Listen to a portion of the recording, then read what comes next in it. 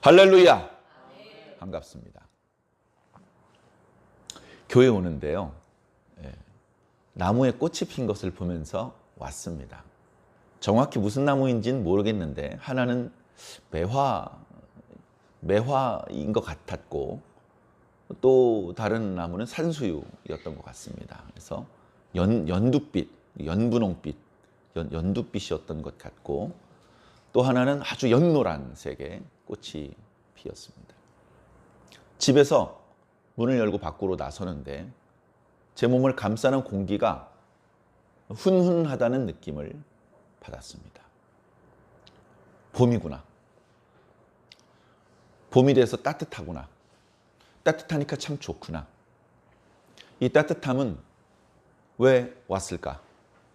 여러 가지 과학적인 이유로 설명할 수 있을 것입니다만 우리 신앙인들은 이것은 하나님의 은혜다. 물론 겨울에 추워지는 것도 하나님의 은혜입니다.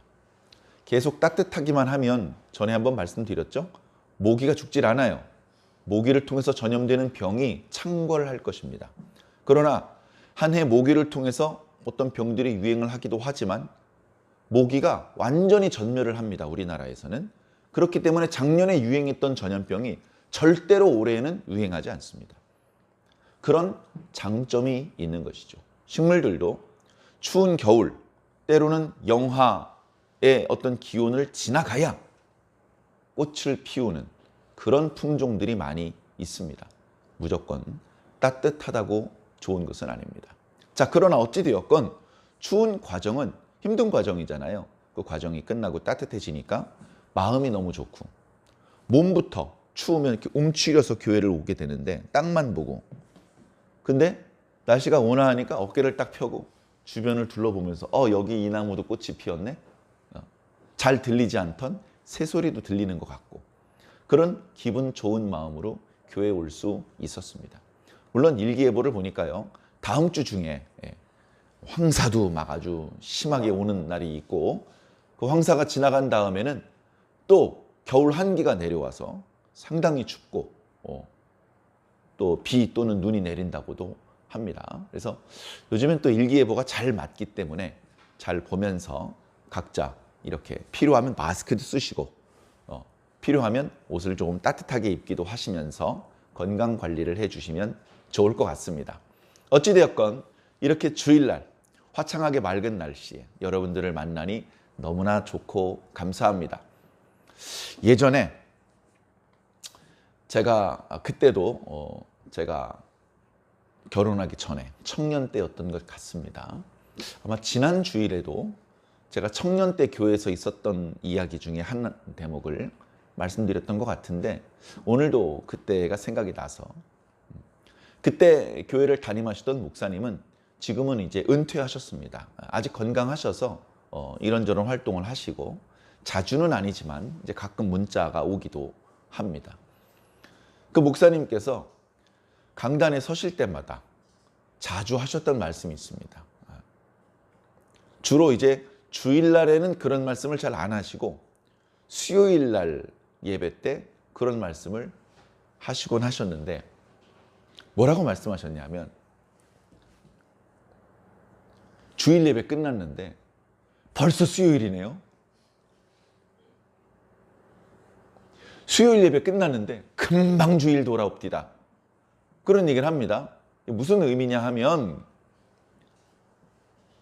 설교할 말씀이 없다는 거예요. 아니 지난주에 다 했는데 이 남은 게 없는데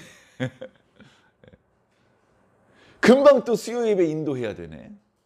수요 예배 겨우겨우 인도했는데 금방 또 주일 돌아오네. 예를 들면 이제 그렇게 말씀하셨습니다. 말씀하시는데 그때 당시 제 기억으로 목사님 말씀이 참 좋았어요. 당시 어렸을 때 들을 때 목사님 말씀이 참 재미도 있었고 어떤 때는 막 배꼽 잡고 웃길 때도 있었고 그리고 성경에 이런 대목도 있었나? 이렇게 참신한 그런 말씀도 있었고 저는 그래서 그 목사님 참 좋아했는데 그 목사님이 강단에서 이제 할 말이 없어요. 이런 말씀을 하시는데 웃으면서 하시는 약간 농담 같은 말씀이시죠. 그래서 우리는 다 웃었습니다. 아이고 목사님 별 말씀을, 그렇게 말씀을 잘 전하시면서 재미나게도 전하시고 또 이렇게 그동안 들어보지 못했던 말씀을 이렇게 잘 전하시면서 무슨 말씀을 하시냐고. 우리는 그 목사님의 이야기를 들으면서 아무도 걱정하지 않았습니다. 아이고 우리 목사님 설교 재료가 떨어져가지고 이제 큰일 났어. 아무도 그런 걱정을 하지 않는 거예요. 그리고 목사님께서 엄살 떠는 것처럼 오늘은 정말 할 얘기가 없습니다 라고 시작은 하지만 그 시간에도 또 필요한 말씀을 주시고 또 필요한 감동을 성도들이 받습니다. 그러니까 이제 목사님 이제 그런 말씀 좀 하지 마세요. 이제 목사님과 개인적으로 친한 분들은 그런 이야기를 하기도 하는데, 자 어찌 되었건 어렸을 때 목사님께서 그렇게 말했던 게 지금도 기억이 나요.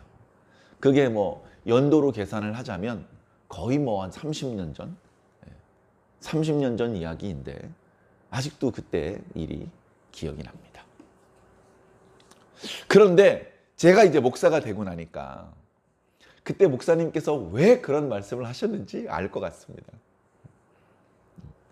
저는 부족해요.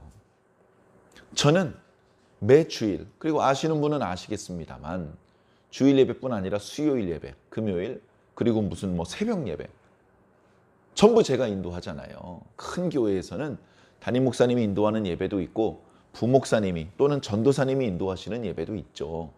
그러나 저희 교회는 모든 예배를 제가 인도하지 않습니까? 그런데 저는 인간이고 저는 한계가 있습니다. 저는 부족합니다. 그러다 보니 때로는 아이고 큰일 났네. 벌써 예배 시간이네. 아이고 어떡하지? 그런 생각이 잠깐씩 스쳐 지나갈 때가 있습니다. 지금 벌써 교회가 개척한 지 10년이 넘었습니다. 예배드린 횟수 굳이 계산해 보진 않았지만 3,4천 번은 예배를 인도했을 것입니다. 3,4천 번 예배를 인도할 어떤 말씀의 재료가 이 속에 있느냐 하면 없어요. 없다고요. 여기 있는 걸 꺼내줘야 된다면 흔히 하는 말로 곶감을 빼먹듯이, 그죠? 가을철에 감을 따가지고요. 그 감을 깎습니다. 그래가지고 말려요. 그럼 우리가 아는 곶감이 되죠. 감이 마르면서 더 쫀득쫀득하고 달콤해집니다. 그러면 그것을 잘 모아놓습니다. 잘. 어떤 그 줄 같은 데 꿰어놓기도 해요. 그럼 어떡합니까? 겨우 내내 왔다 갔다 하면서 그걸 빼먹습니다. 누가? 꼬맹이들이.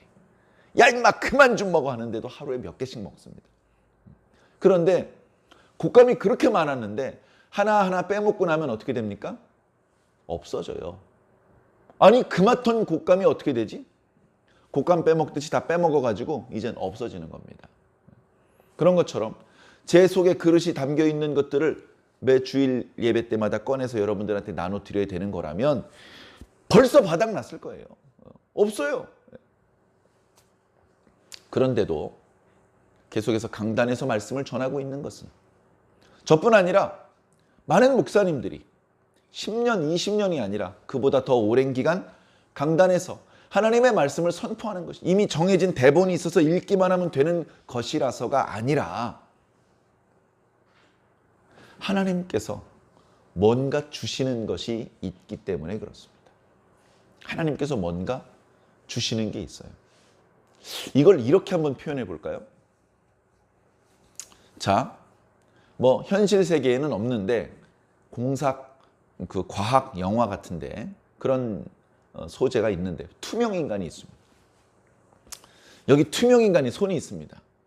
안 보여요. 투명하니까 안 보인다고. 안 보이는데 만약에 이 투명한 손에 물을 묻혀요. 물을 묻힌 다음에 여기다가 밀가루를 묻힌다고 생각해 봅시다. 밀가루. 그러면 보여요, 안 보여요?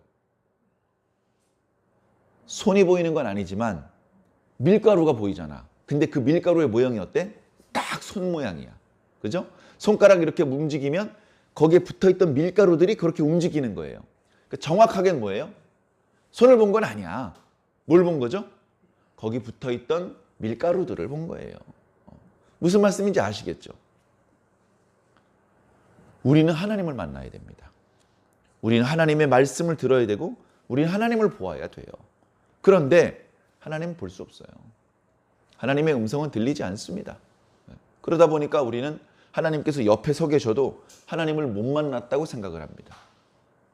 그래서 하나님께서는 당신의 손에 물을 묻히시고 밀가루를 바르시는 거예요. 그래서 우리 눈에는 하나님이 아니고 밀가루가 보여. 그런데 우리는 압니다. 저 밀가루 뒤쪽에 하나님이 계셔. 그지? 저 밀가루는 자기 마음대로 움직이는 게 아니고 그 밀가루 안쪽에 하나님의 손가락이 움직일 때 밀가루가 거기에 맞춰서 움직이는 거야. 그래서 어떤 땐 이런 모양이 되고 어떤 땐 이런 모양이 되는 거야. 밀가루가 살아서 저렇게 하는 게 아니라. 무슨 말씀인지 아시겠죠? 그와 마찬가지로 여러분들 눈에는 김 목사가 보일 뿐입니다. 하나님이 안 보여요. 여러분들 귀에는 하나님의 음성이 들리는 게 아니고 김 목사의 목소리가 들려요. 무슨 말씀인지 아시겠죠? 그런데 그 김 목사의 모습 뒤에, 김 목사의 목소리 뒤에 그 어딘가에 하나님의 존재가 있더라는 것입니다. 하나님의 존재라는 것이 있어요. 자, 하나님께서는요, 어느 날 밀가루를 바르지 않아요. 손에 밀가루를 바르지 않고 모래를 묻히죠, 모래. 그러면 여러분들 눈에 늘 밀가루가 보이다가 모래가루가 보입니다. 맞죠? 모래가루 뒤에 하나님께서 움직여요. 그런데 뒤에 계신 하나님이 똑같은 분인 건 모르고 밀가루가 아니네? 그러면서 안 들으려고 한다면 나만 손해죠. 그죠? 예를 들면 김 목사가 나이가 많아가지고 은퇴했어. 그리고 후임으로 박 목사가 왔어. 그러면 박 목사를 통해서 하나님께서 일할 거 아닙니까? 그죠? 밀가루가 아니고 모래가루가 됐어요. 네? 분필가루도요, 하얀색만 있는 게 아니잖아요. 노란색 분필가루도 있고 분홍색 분필가루도 있고. 하나님께서 필요에 따라서 어느 날은 분홍색 분필가루를 손에 묻히고 말씀하실 때도 있고 어떤 날은 파란색 분필가루를 묻히고 말씀하실 수도 있죠. 눈에 보이는 색깔은 조금씩 달라졌지만 말씀하시는 분은 누구예요? 하나님. 그죠? 그러니까 모세역을 기록한 분도 하나님. 요한계시록을 기록한 분도 하나님. 우리가 그것을 믿기 때문에 성경을 하나님의 말씀으로 믿는 것이고 그것을 믿기 때문에 지금 강단에서 선포되는 저 아무개 목사의 목소리를 하나님의 음성으로 생각을 하는 것입니다. 김 목사의 목소리 속에는 김 목사의 생각도 어쩌면 조금 있을지도 몰라요. 김 목사의 개똥 철학도 살짝 섞여 있을지 모릅니다. 김 목사가 살아왔던 경험도 녹아 있을지 몰라요. 그런데 하나님께서는 그것을 재료 삼아서 결국 하나님의 말씀을 우리에게 주시는 것입니다. 그러니 여러분, 김 목사의 설교에 하나님의 말씀의 순도가 몇 %면 좋겠습니까? 저는 100%면 좋겠다고 생각을 한 적이 있습니다. 하나님의 말씀 100% 짱이지. 그런데 보니까 금도 100%는 없더라고요. 순금이 몇 %죠? 99.99%입니다. 그러니까 엄밀한 의미의 100%는 불가능한 거예요. 현실 세계에서도. 우리가 하나님의 음성을 직접 들으면 신의 산에서 하나님의 음성을 들었던 이스라엘 백성이 어떻게 됐어요? 오늘 죽습니까 우리? 이렇게 됐지 않습니까? 하나님을 보면 죽습니다. 감당을 할 수가 없는 것이죠. 종이 그릇은 불을 담을 수 있다 없다? 없다. 그 물은 담을 수 있습니까? 잠깐은 담을 수 있지만 곧 물러 터져서 담을 수 없게 됩니다. 감당할 수가 없는 것이죠. 그래서 불은 보통 돌그릇 같은 데 담습니다. 그죠? 그것도 너무 뜨거우면 그 돌그릇도 녹을지 몰라요. 센 물 정도는 돌그릇으로 이렇게 담더라고요. 담을 만한 그릇이 되어야 되는 것이죠. 그래, 어떻게 보면 하나님의 말씀이 순도 100%로 우리들에게 다가오면 어쩌면 우리가 감당할 수가 없습니다. 우리가 다 불탈 수도 있고 우리가 다 가루가 되어버릴 수도 있습니다. 그래서 오히려 하나님께서 당신의 본래 모습 그대로 우리에게 오지 않으시고 우리와 똑같은 사람의 모양으로 오시는 것이 우리에게 은혜예요. 예수님께서 그런 모습으로 오셨잖아요. 예수님을 딱 보니까 하나님이 도대체 안 보여. 하나님이 안 보인다고요. 예수님의 모양을 보면 하나님을 알아보기 되게 어렵게 생겼어. 흠모양할 만한 모양이 없는 거야. 예수님을 보면 하나님을 느끼기가 더 힘들게 생겼다고. 그런데 그게 은혜야. 그게 은혜입니다. 목사님 설교 말씀을 들어보니 목사님 수련이 더 필요합니다.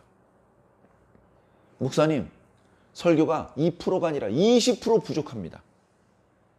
어찌 그 내용은 이단적이지 않고 성경적이에요. 그러나 그걸 전달하는 방식이 참 서툴고 실수가 많고, 그래서 목사님의 설교를 통해서 하나님의 말씀을 발견하기가 막 힘들어. 그게 은혜입니다. 그게 은혜입니다. 설교 잘 하시는 목사님들 교만해지기 쉽습니다. 설교 잘 하시는 목사님들 말년이 불행해지기 쉽습니다. 성도들이 하나님을 섬기지 않고 목사님을 섬기기 쉽습니다. 목사님부터 그 교회 처음 나온 새 가족까지 뭔가 왜곡되고 삐뚤어진 신앙을 하기 쉽습니다. 목사님이 기도하다 버벅거리고 설교를 했는데 맨날 했던 말 또 하고, 그럼 어떻게 됩니까? 그럼 우리가 목사님 믿나 하나님 믿지, 이렇게 됩니다. 그게 건강한 신앙인이고 그래야 살 수 있습니다. 여러분 교회 목사님 어떠십니까?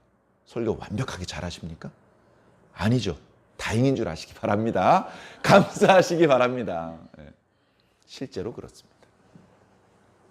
실제로 설교를 멋들어지게 잘한, 자기도 감동받고 보니까 앉아있는 성도들도 감동을 잔뜩 받은 그런 날이 있습니다. 그날 조심해야 돼요.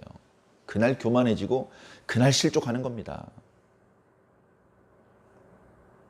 기도를 했는데 병자가 벌떡 일어났어요. 그날부터 금식해야 돼요. 안 그러면 죽어요. 교만해서. 그러니 성경에 예수님의 제자들이 또는 엘리야와 엘리사가 자기 손끝에서 엄청난 기적이 나타났는데 교만해지지 않고 끝까지 하나님의 종으로 성공적으로 그 소임을 마친 것은 정말 위대한 일입니다. 그리고 그렇게 할 수 있었던 것은 둘 중에 하나예요. 제가 볼 때 두 가지 다예요. 너무나 크신 하나님을 본 겁니다. 그 다음에 너무나 작은 자기를 본 거예요. 그래야 교만해지지 않을 수 있습니다. 왜 교만해집니까? 눈에 뵈는 게 없어서 그래요. 눈에. 하나님이 안 보여요. 눈에. 눈에 하나님이 안 보여. 뵈는 게 없는 거야. 그러니까 교만해지는 거예요. 자기가 작은 줄 몰라. 베드로가 교회를 담임했습니다. 크게 부흥했어요. 요즘 같으면 어떻게 됐습니까? 야, 내가 한 거야, 내가. 월급도 올려줘. 퇴직금 많이 줘. 내가 교회 세운 거잖아, 이거. 이런 괴물 같은 말을 하겠죠. 그러나 베드로는 압니다. 나는 예수님을 3번 부인했던 사람이야. 교회가 이렇게 부흥된 건 내 능력이 아니야. 예수님 3번 부인한 놈이 무슨 교회를 부흥시킬 수 있어. 난 아무것도 할 수 없다는 것이 이미 증명되었어. 그런데 교회가 부흥했네? 주님께서 하신 거야. 주님께서 하신 거야. 저도 같은 말씀을 드릴 수 있을 것 같습니다. 만약에 제가 우리 교회를 부흥시켰어요. 만약에 제가 또 다른 교회에 청빙받아서 그 교회가 크게 부흥했어요. 제가 한 걸까요? 저는 교회를 부흥할 수 없는 사람이라는 걸 지난 10년 동안 이미 검증받은 사람입니다. 저는 무능력한 사람입니다. 저는 아무것도 할 수 없는 사람이라는 것을 10년 동안 확실하게 보여주셨습니다. 이걸 보여주셨는데도 교만해지면 제가 바보 멍청이죠. 이렇게 똑똑히 봤는데도 교만해져? 넌 아무것도 할 수 없는 거라는 걸 10년 동안 보여줬잖아. 너 도대체 10년 동안 뭐 봤니? 그런데도 교회가 부흥을 했어. 그런데도 성도들이 은혜를 받았어. 이건 100% 주님이 하신 거죠. 제가 한 것이 아닙니다. 그걸 깨닫게 하시는데 시간이 좀 걸리는 거예요. 그걸 깨닫는데. 그걸 일단 깨달으면 사도 바울처럼 셋째 하늘의 영광을 보고도 교만해지지 않을 수 있습니다. 그걸 깨달으면. 교만해지지 않을 수 있습니다.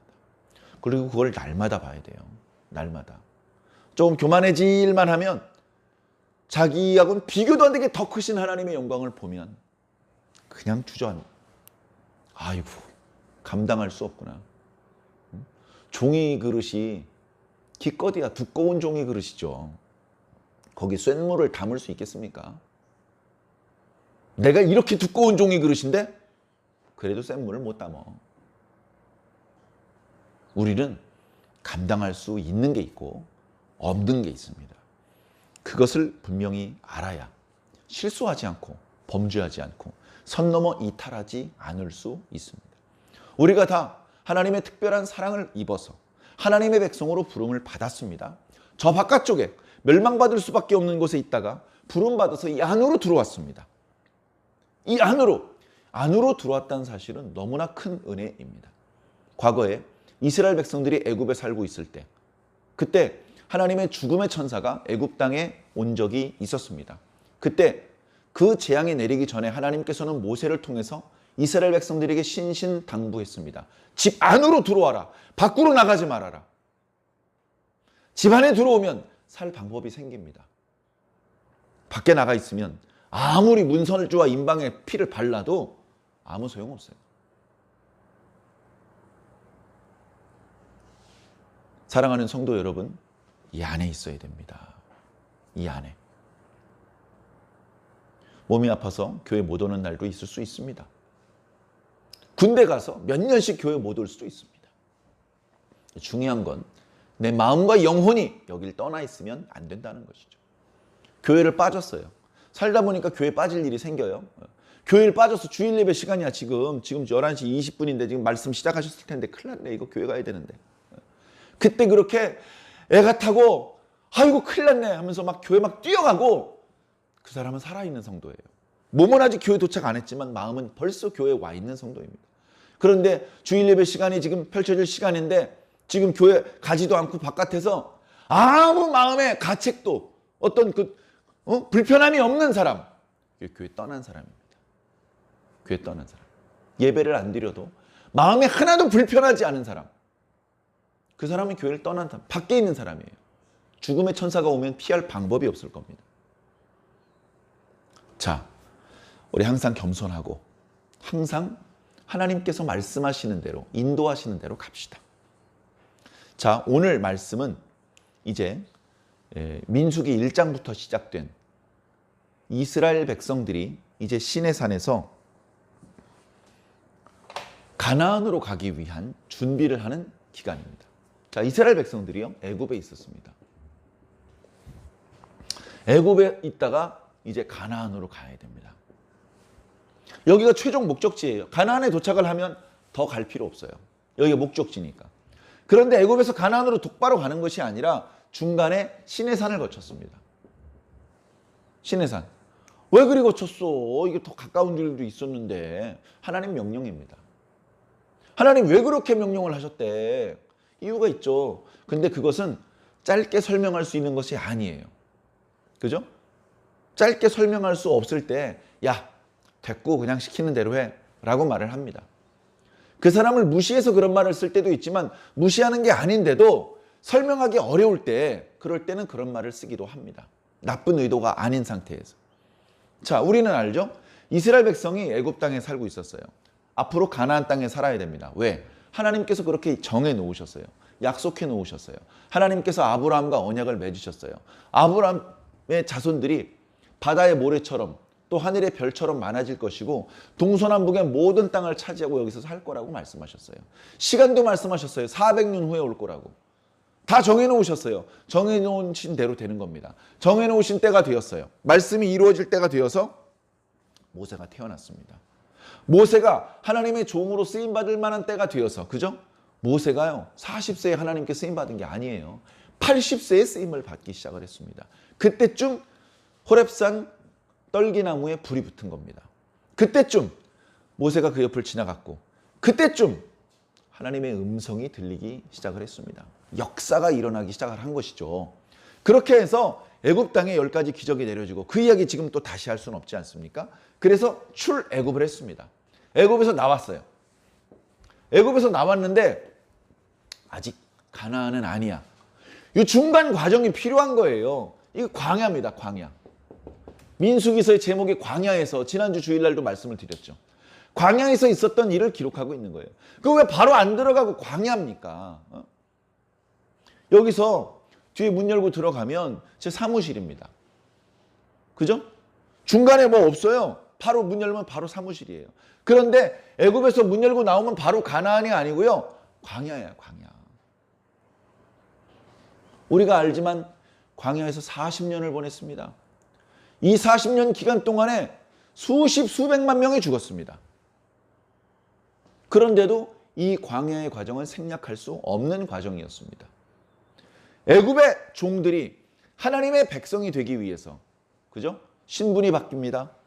언어가 바뀌고 문화가 바뀌고 의복이 바뀌고 종교가 바뀌고 모든 것이 다 겉과 속이 다 바뀌어야 됩니다. 그게 갑자기 바뀌겠습니까?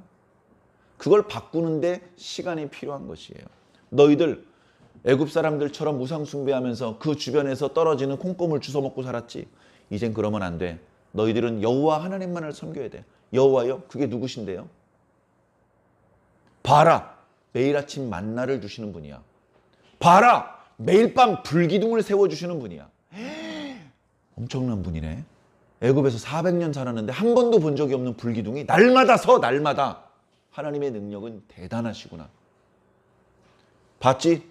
하나님만 이거 하실 수 있어. 그러니까 너희는 하나님만 섬겨야 돼. 아, 이제 이해가 됐습니다. 하면서 조금씩 바뀌는 거예요. 정말 웃긴 건 뭔지 압니까? 불기둥과 구름기둥을 40년 동안 보았으면서 주머니에 우상을 아직 버리지 않았어요. 이게 이스라엘 백성들이고 그들에게 묻어있는 영적인 떼꾸작물입니다. 그때를 벗겨내야 되는 것이죠. 자, 처음에 시내산에서 1년이 있었어요. 1년. 1년 동안 뭘 했느냐? 말씀을 주셨어요. 말씀. 우리나라에도 법이 있습니다. 규칙이 있고 조례가 있고 영, 또 법률, 헌법 이런 법들이 있습니다. 법들도 위계가 있죠. 자, 이스라엘 백성들에게 법을 주시는 거예요.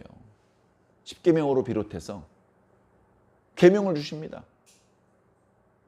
그 계명 속에는 하나님의 뜻, 하나님의 정신이 담겨져 있습니다. 자세히 보면 그 율법 속에는 하나님께서 어떤 원리로 천지를 창조하시는지도 나타나고 있습니다. 창조의 원리가 있어요. 그 원리에 순응하면 복을 받습니다. 근데 그걸 잊어버렸어요. 왜? 타락했잖아요. 그러다 보니 범죄를 일삼고 수명을 채우지 못하고 죽는 일이 생깁니다. 원래 없었던 전염병이 생기고 전쟁이 생기고 사람들이 더 빠른 속도로 죽기 시작을 합니다.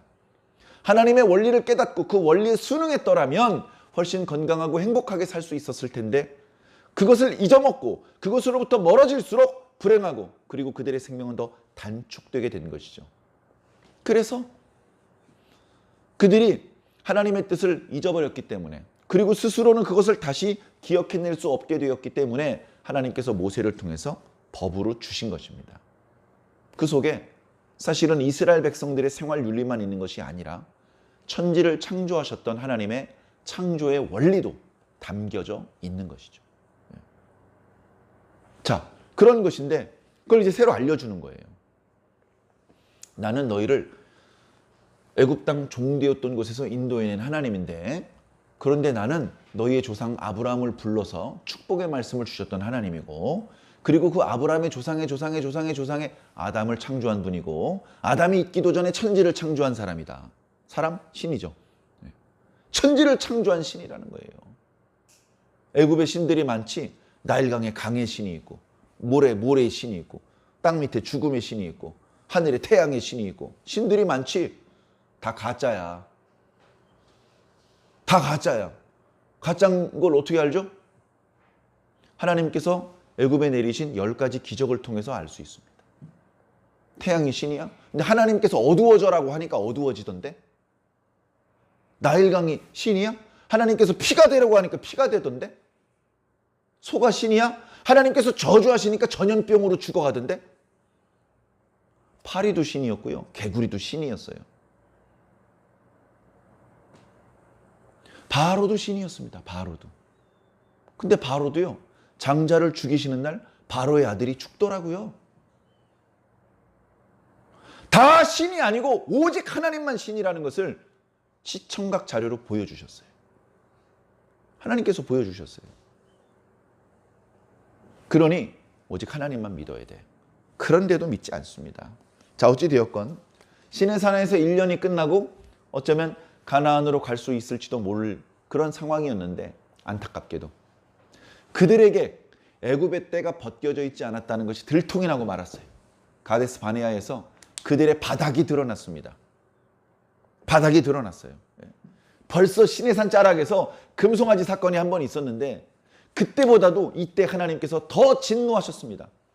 12명의 정탐꾼 중에 10명의 정탐꾼을 즉시 죽이시고 그 10명의 정탐꾼의 말을 듣고 하나님을 원망했던 60만 명 남자만 그리고 그 외에 여자와 노인들까지 포함해서 수백만 명이 이 38년 반의 기간 동안에 죽게 만드셨습니다. 광야에서. 오직 여호수아와 갈렙만 가나안 땅에 들어갈 수 있었습니다. 이런 광야의 여정이 이제 필요했던 거예요. 이 광야의 여정이. 자, 지금은 아직 민수기서 10장 이후에 제사장의 나팔 소리와 함께 출발을 하니까 아직은 여기 있는 기간이에요. 이 1년 기간이 거의 끝나갈 때쯤 이제 행군을 시작할 때예요. 행군을 시작할 때. 준비를 하는데 뭘 하냐면요. 이제 이스라엘 어중이 떠중이들을요. 군대로 재편합니다. 군대. 너희들은 이제부터 여호와의 군대야. 군대. 군대는요. 숫자가 중요합니다. 병력이 모두 몇 명인지, 총알이 모두 몇 알인지, 탱크가 몇 대고, 비행기가 몇 대고 모든 건 숫자로 표현됩니다. 군대로 계수를 하는 겁니다. 군대로. 자, 이스라엘에 12지파가 있습니다. 이스라엘에 12지파가 있어. 그죠? 그 야곱의 12알에서 시작된 건데 이때 이스라엘의 12지파는 야곱의 12아들이랑 조금 다른데 또 그거 설명드리자면 시간이 좀 길어질 것 같으니 그건 좀 다음 기회로 미루고 자, 이스라엘의 12지파가 있는데 자, 르우벤 지파가 있고요. 시몬 지파가 있고요. 갓 지파가 있고 유다 지파가 있고 뭐가 좀 이상해요. 여기 원래 레위 지파가 나와야 될 차례인데 그죠? 르우벤, 시몬, 레위, 유다가 야곱이 낳은 첫째, 둘째, 셋째, 넷째 아들이거든요. 근데 레위 지파는 없고 저 밑에 있어야 될 갓 지파가 올라왔어요. 아, 잘 모르겠어. 그 다음에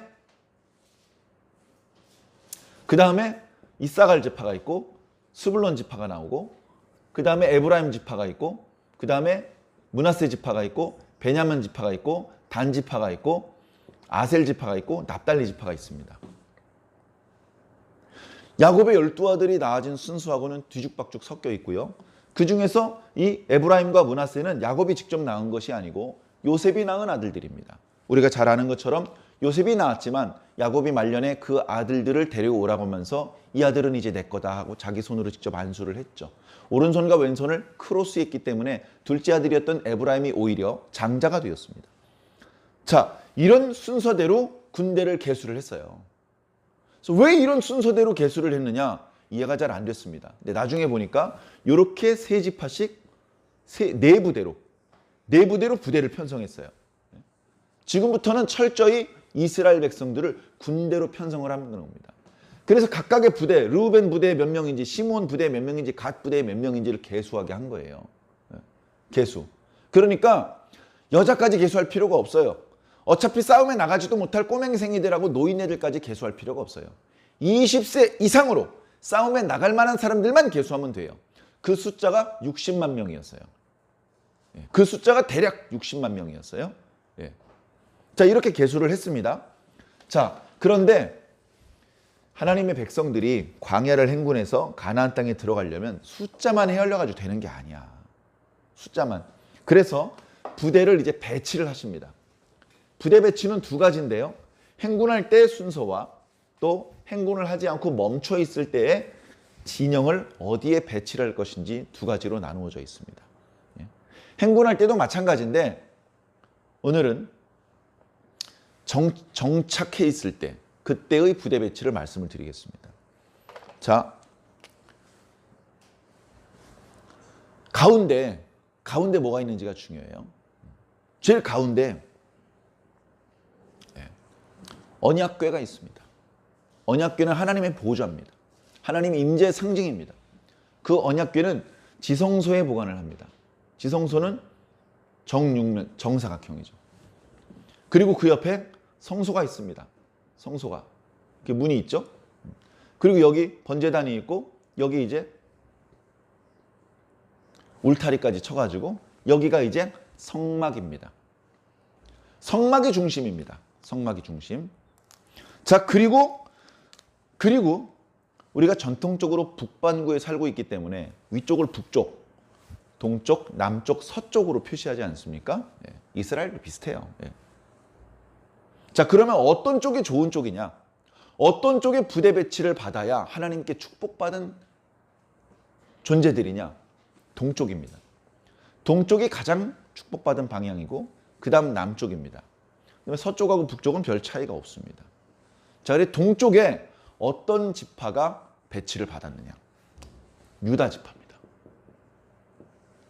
유다 지파가 제1대, 제1부대, 그리고 유다 지파와 함께 이사갈 지파와 스불론 지파가 이 세 지파가 성막 동쪽에 배치를 하게 되었습니다. 자, 그럼 제2대는 누구냐? 제2대. 사실은 1대가 되었어야 마땅한 야곱의 첫째 아들이었고 이스라엘 12지파의 첫 번째 지파였던 르우벤 지파. 보라! 아들이로다. 그런 의미죠. 르우벤 지파.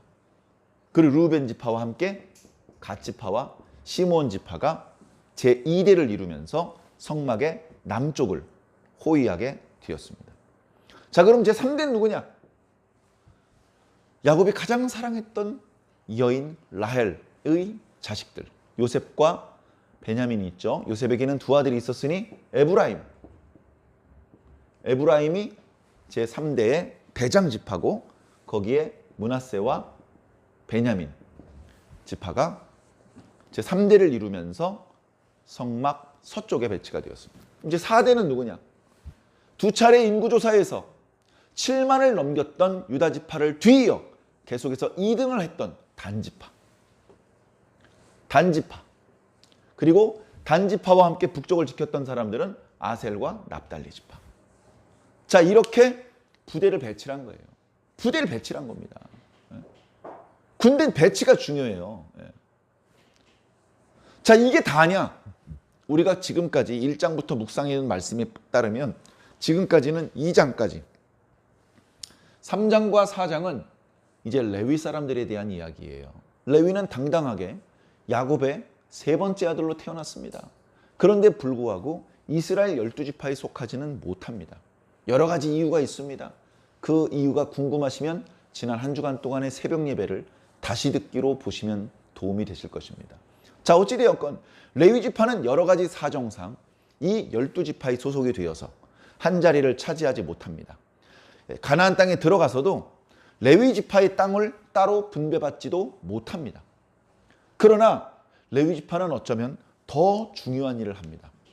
레위 지파는 이 이스라엘 12지파보다 더 성막 가까이에 주둔을 합니다. 가장 사랑받았던 사람, 어쩌면 레위의 두 번째 아들이었지만 모세와 아론의 조상이었던 고핫 자손이 남쪽을 차지합니다. 남쪽. 아니, 동쪽이 가장 축복된 자리라고 하지 않았어요? 여기 이제 모세하고 아론, 제사장들의 장막이 있는 것입니다. 이렇게 저 바깥에 부정한 이방인들이 성막에 들어오는 것은 고사하고 이스라엘 백성들도 성막에 마음대로 들어오지 못하도록 또다시 레위 사람들로 울타리를 치시는 것입니다. 그 다음에 첫째 아들이었던 게르손 자손들이 서쪽에, 그리고 셋째 아들이었던 무라리 자손들이 성막 북쪽에 진을 쳐서 이것이 멈추어 있을 때의 이스라엘 백성들의 배치도인 것이죠. 행군을 할 때는 1대가 먼저 갑니다. 그리고 2대가 가고 중간에 성소가 가고 그 다음에 3대와 4대가 뒤따라 가는 것이죠. 그때에도 성소가 중심에 있게 되는 것입니다. 그래서 이스라엘 백성들이 행군하기에 앞서 아직 시내산 자락에 있는데 그죠? 이제 막 만든 성막이 저쪽에 있어요. 성막이 완성된 것은 출애굽기 40장이잖아요. 출애굽기 40장. 그리고 레위기는 그 출애굽기 40장에서 건축된 그 성막에서 어떻게 제사를 드려야 되는지에 대한 규례를 가르쳐 주신 것이 레위기 말씀이고, 이제 다 가르쳐 줬으니까 이제 가나안으로 출발하기 위해서 준비하자라고 하신 것이 민수기고, 그래서 지금 성막이 저기 있는데 성막 중심으로 지금은 이런 모양으로 있는 게 아니에요. 그러나 이제 시내산을 출발해서 가나안으로 갈 때는 이제 앞으로 이런 방향으로 텐트를 치고 또 여기서 말씀하시는 여러 규례들을 순종해야 되는 것입니다. 자, 이 이스라엘 군대의 배치도를 보면서 우리는 무엇을 느껴야 되느냐? 야, 성막이 중요하구나. 그 순금 등잔대도 그렇고 언약궤도 그렇고 금으로 만든 거라서 값비싸. 도둑놈들이 훔쳐가면 안 되니까 어떻게 해야 돼? 2중, 3중으로 경계를 해야 되는구나. 예를 들면 그런 생각도 해볼 수 있습니다. 그런데 어떻게 보면 도둑 맞을 게 무서워서 이렇게 배치한 것이 아니에요. 오히려 이 성막이 그리고 여기 있는 이 언약궤가 더러워지지 않도록 보호하는 겁니다. 이게 더러워지면 어떻게 되냐면요, 이스라엘 사람들이 저주를 받아요. 언약궤가 더러워지면, 성막이 더러워지면 이스라엘 백성들이 저주를 받아요. 그래서 제사의 예법 때 그 더러워진 것을 씻어내야 다시 축복이 이어집니다.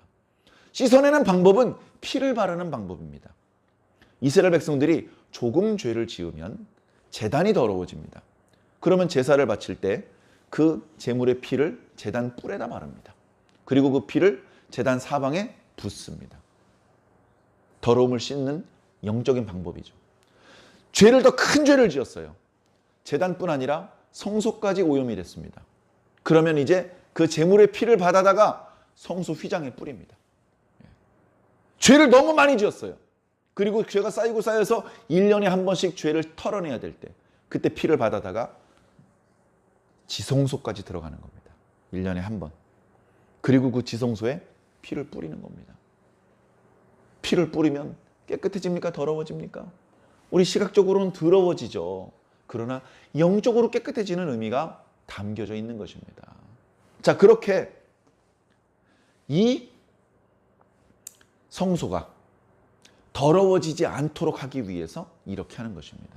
그러니 부정한 자가 율법의 규례를 어기고 이 안으로 침범해 들어오면 그 사람도 저주를 받고, 그리고 그 때문에 성소가 오염이 되어서 신앙적으로, 종교적으로 부정해져서 이스라엘 백성들에게 내리던 축복이 끊어집니다.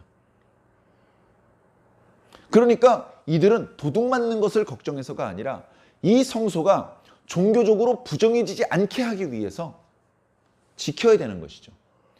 외적만 지키는 것이 아니고 자기 자신도 이 성소를 부정하게 만드는 그런 죄악된 생활을 하지 않아야 됩니다.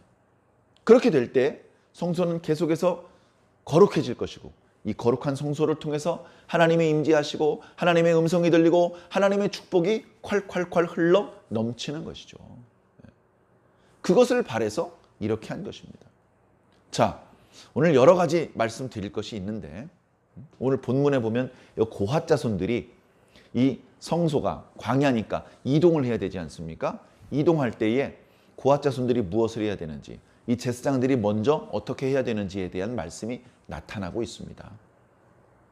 고핫 자손들이 성소의 기물을 운반하니까 어떻게 생겼는지 잘 알겠네? 모릅니다. 왜냐하면 제사장들이 운반 전에 먼저 들어가서 다 2중, 덜어는 3중으로 포장하기 때문에 그렇습니다. 포장이 끝나고 그 채를 고리에 건 이후에 고핫 자손들이 들어와서 운반만 하는 것입니다. 어떻게 생겼는지는 제사장들만 알아요. 오늘 말씀에 여러 차례로 경고하고 계십니다. 절대 만지지 마라. 만지면 죽는다. 마지막 구절에는 뭐라고 말씀하셨죠? 보지도 마라. 봐도 죽는다. 보지도 마라. 제사장들은 볼 수도 있고 만질 수도 있습니다. 그러나 허락되지 않은 레위 사람들이 본다면, 만진다면 그들이 감당할 수 없는 불을 종이 그릇에 담는 것처럼 죽을 수밖에 없습니다. 그래서 하나님께서 뭐 똥품 잡으려고 이런 말씀을 주시는 것이 아니고 레위 사람들을 불쌍히 여기서 그들을 살리시려고. 레위 사람들이 대가 끊어지지 않게 하라는 말씀도 있잖아요. 이 말은 뭐냐면 포장을 잘해라. 의도치 않게 그 성물을 손으로 만지거나 의도치 않게 그 성물을 눈으로 보게 되어서 고아 자손들이 죽어버리지 않도록 제사장들이 단도리를 잘해라, 이런 말씀입니다. 자, 이 말씀을 통해서 간단합니다. 우리 하나님의 백성들은 하나님 중심으로 살아야 되는구나. 하나님 중심으로 살아야 됩니다. 하나님이 손이 없어가지고 세수도 자기 혼자 못해. 세수도. 그래가지고 우리가 가서 세수 시켜드려야 돼. 그런 이야기를 하는 것이 아닙니다. 여기 성소가 지저분해져가지고 우리가 가서 씻어줘야지 하나님 스스로는 깨끗하게 못. 그런 존재라서 이런 말씀을 주시는 것이 아니고, 이 말씀의 교훈은 그런 의미가 아니고, 우리가 복 받으려면 성소를 중심으로 살아야 된다. 성소를 중심으로. 마을에 사람들이 100명이 모여 살아요. 그런데 그 마을에는요, 식수가 딱 하나밖에 없어. 식수가 딱 하나. 우물이 하나 있습니다. 너도 나도 그 우물물을 길어다 먹습니다. 그 동네에서 기르는 강아지도 그 우물물을 밀어. 주변에 개울도 없고요. 다른 샘도 없어요. 근데 그 우물물이 맑고 물이 충분하다 보니까 100여 명이나 되는 마을 사람들이 부족하지 않게 잘 삽니다. 그런데 어떤 놈이 그 우물에 뛰어들어가서 아우 더워 하면서 거기서 물놀이를 합니다. 어떤 놈이 술 먹고서 거기다 쉬를 합니다. 어떻게 되겠습니까?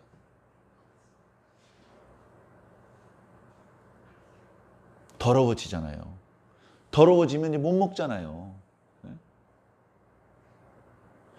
우리에게 오는 생명, 우리에게 오는 축복, 우리에게 오는 말씀, 우리에게 오는 구원, 우리에게 오는 하나님의 나라, 그것이 오는 통로가 깨끗해야 하잖아요. 깨끗해야 되지 않겠습니까? 그리고 더러워지면 안 되잖아요. 더러워지면 얼른 가서 깨끗하게 만들어 놔야 되잖아요. 그런 것처럼 과거에는 언약궤를 중심으로, 성소 성막 중심인데 그 중에서도 언약궤가 중심이에요. 가장 거룩한 것. 가장 거룩한 것. 여기 성소라 그럽니다. 성소. 거룩한 곳이란 뜻이에요. 거룩한 곳. 지성소는 뭡니까? 지극히 거룩한 곳입니다. 최상급을 써요. 영어 성경을 봐도. 지극히 거룩. 왜 거기가 지극히 거룩합니까? 언약궤가 있으니까. 언약궤를 증거궤 또는 법궤라고도 말하죠. 그 속에 증거판이 있기 때문에 그렇습니다. 증거판이 있고, 그죠? 돌판을 증거판이라고 그러죠. 그걸 담겨놨으니까 언약궤를 증거궤라고도 하고, 그게 있으니까 이거를 증거막이라고도 합니다. 그게 중심이 돼야 되는 거예요. 다시 말해서 하나님 중심이 돼야 됩니다. 하나님 중심. 하나님 중심. 말씀 중심. 교회 중심. 이것은요, 오늘 우리도 똑같은 거예요. 오늘 우리들의 시대에는 언약궤 없죠. 오늘 우리들의 시대에 언약궤가 있으면 안 되죠. 자, 오늘 우리들의 시대 성막 교육 차원에서 모형으로 만들 수는 있겠지만 정말로 성막을 만들어 놓고 구약시대의 방법대로 제사를 지내야 된다고 주장하면 안 되죠. 모형이었는데 우리는 하나님 중심으로 살아야 됩니다. 물론 이 하나님은 성삼위 하나님입니다. 하나님 예수님 성령님 중심으로 살아야 됩니다. 그리고 그분의 말씀 중심으로 살아야 됩니다. 하나님은 잘 감각하기가 어렵지만 말씀은 일단 기록된 말씀이 있고 지금 이렇게 선포되는 말씀이 있지 않습니까? 이 말씀 중심으로 살아야 되는 거예요. 기록된 말씀 부지런히 읽으시기를 부탁을 드립니다. 선포된 말씀 놓치지 않고 들으시기 바랍니다. 어떤 분은요, 교회 예배당 뒷자리에 앉아가지고 다른 유명한 교회 목사님 설교를 들어요. 자기네 교회 목사님 지금 여기서 지금 필대 세워가면서 열정적으로 설교하고 있는데 그거 듣지 않고 귀에다가 블루투스 헤드셋 딱 끼고서 핸드폰으로 다른 유명한 교회 생방송으로 조용히 계세요. 아직 여기 설교 안 끝났어요. 그거 듣고 있습니다. 그 말씀도 좋으신 하나님의 말씀이지만 나한테 필요한 말씀은 내 교회 목사님을 통해서 주신다. 그 말씀은 나중에 참고 삼아 나중에 듣든지 말든지 하고 지금은 네가 몸담고 있는 교회를 통해서 주시는 말씀을 들어야 된다. 그렇게 우리는 선포되는 말씀과 기록된 말씀을 떠나서는 안 됩니다. 내가 성경을 10독을 했어. 그러니까 앞으로 3년 동안은 한 글자도 안 읽어도 돼. 누구 마음대로? 다 알아도 또 읽어야 됩니다. 그렇게 하는 것이 말씀 중심으로 사는 것입니다. 그리고 그 말씀이 교회에서 선포됩니다. 목사님, 휴대폰에서 선포되던데요? 그런 소리 하지 마세요. 그런 소리 하지 마세요. 여러분, 하나님의 말씀이 휴대폰에서 들리기 시작한 지가 몇 년 됐습니까? 100년 됐습니까? 200년 됐습니까? 말씀은 교회에서 선포되는 거예요. 물론 그 교회는 이 건물을 의미하는 것은 아닙니다. 성도들이 모여있는 자리가 교회죠. 거기서 말씀이 선포되는 거예요. 그러니 우리는 하나님 중심, 말씀 중심, 예배 중심, 교회 중심으로 살아야 되는 것입니다. 그렇게 살라는 말씀의 의미가 이스라엘의 군대를 편성하고 배치하시는 모습을 통해서 하나님께서 우리들에게 보여주시는 것이죠. 봤지? 야, 니들 뭘 중심으로 살아야 되는지 이래도 모르겠니? 우리 완주중앙교회 성도들 중에서는 모르는 자가 없으시길 바랍니다. 뭐가 우선이 되어야 되는지, 무엇이 중심이 되어야 되는지, 내 삶에서, 내 마음에서, 내 인생에서 무엇이 중심이 되어야 되는지 정확히 아시고 마땅히 중심에 있어야 될 것을 중심에 두시는 저와 여러분들이 꼭 되기를 예수님 이름으로 간절히 축원합니다.